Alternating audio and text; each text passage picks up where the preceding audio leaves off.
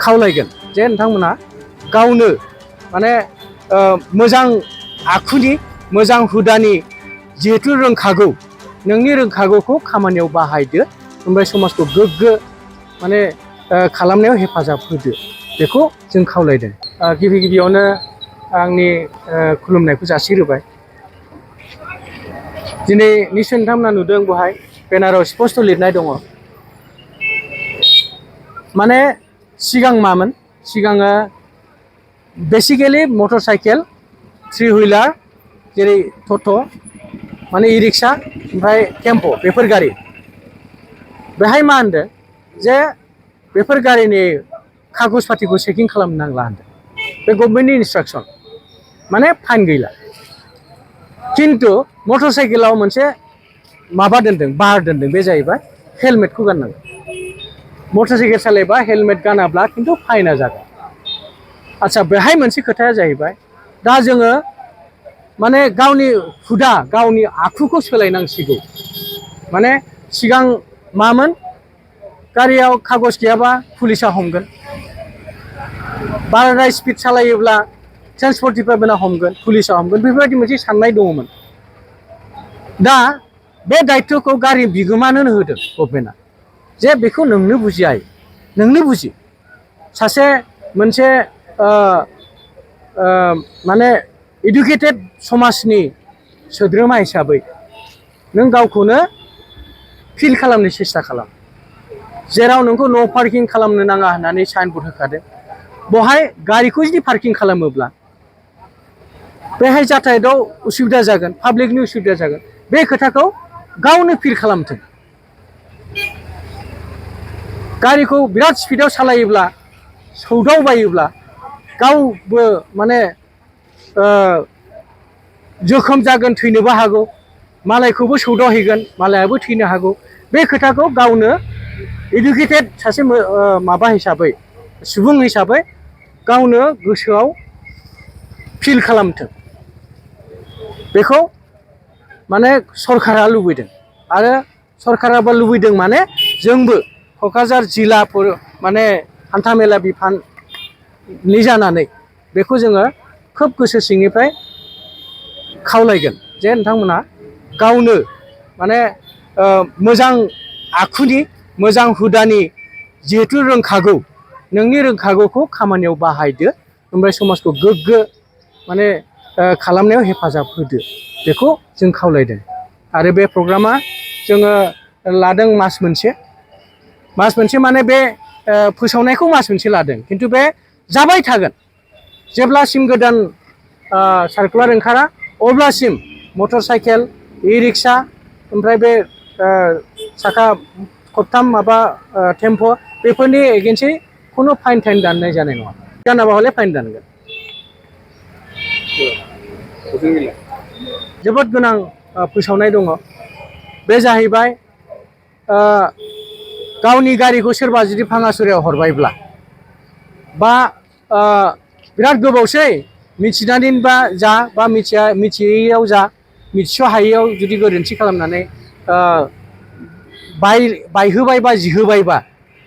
नाथाय बेयो गावनि आरसिखौ जुदि केन्सेल खालामाखैबा निस्सय बे गारिया बेनि नामावनो दं अफिस रेकर्डआव मानो होनबा आरसिखौ अफिसनि रेकर्डआव केन्सेल खालामागौ मानि जायनि नामाव गारिमोन बिनि दायथ'आवनो थाबाय थायो। दा हमनानै ला सोरबा भाङासुरायाव हरखांबाय ओमफ्राय आरसिखौ केन्सेल खालामाखै ओमफ्राय दा बेखौ चेकिं खालामनायाव नुबाय जे बेना फाइनानो बिराद बुरजा जाबाय हमनानै ला 1 लाख जुदि फाइन जाबायब्ला बहाय सरकारा होनदों जे नैबे 2025 सननि 31 मार्चसिम बिनि उनाव जानाय नङा खिन्थु 2025 सननि 31 मार्चसिम 100आव मात्र 25 थाखा होबानो गगोन 75 थाखायानो फ्रि रेहाय थारमाने हमनानै ला सोरनिबा गारिया जुदि स्क्रेपआव हरबाय ओमफ्राय चेकिं खालामनायाव नुबाय जे बेना माने फाइनानो 1 लाख दं बिदिबा बे 75,000आनो रेहाय मोनगोन मात्र 25,000खौ सरकारनि खातायाव जमा होबानो बेनि गासिबो दाय दोसा सेस जोब्बाय आरो दा बेखौ बयबो गारि बिगोमाया मिथिनांगौ बांसिनै बियो माने कमार्शियेल भेहिकेल थारमाने जायफोर गारिखौ सालायबा मा भारा मोनो बेफोरनि खेथ्रआव बे बांसिन जायो आरोखि थेवबो गारिखौ बायबाथाय आरसिआ केन्सेल खालामनानै लानांगौ बे बयनिबो दायित्व दानि जे गोदान नेमखान्थि बेयो साखा खब्रै गारिनि थाखाय जानाय नङा बे नङा बे स्क्रेपाथ' साखा खब्रैजों खोथा गैया बे जेसेबां गिदिर गारि दानि गोदान आयेन नेमखान्थि बे नेमखान्थिया साखा खब्रैनि नङा माने साखा खबथाम ओमफ्राय मटर साइकेल बे साखा खब्रै ओमफ्राय बिनि सायावबाथाय बे नियम कानुन फालियाबा बेखौ फाइन दानगोन बे मात्र नैबे माबाखौल' होनदों गारि फिसा मटर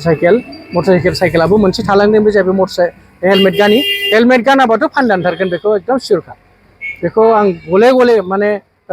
खावलायदों हेलमेट गाननानैसो गारि सालायनायाथ' गोनांथार गोजोन्थों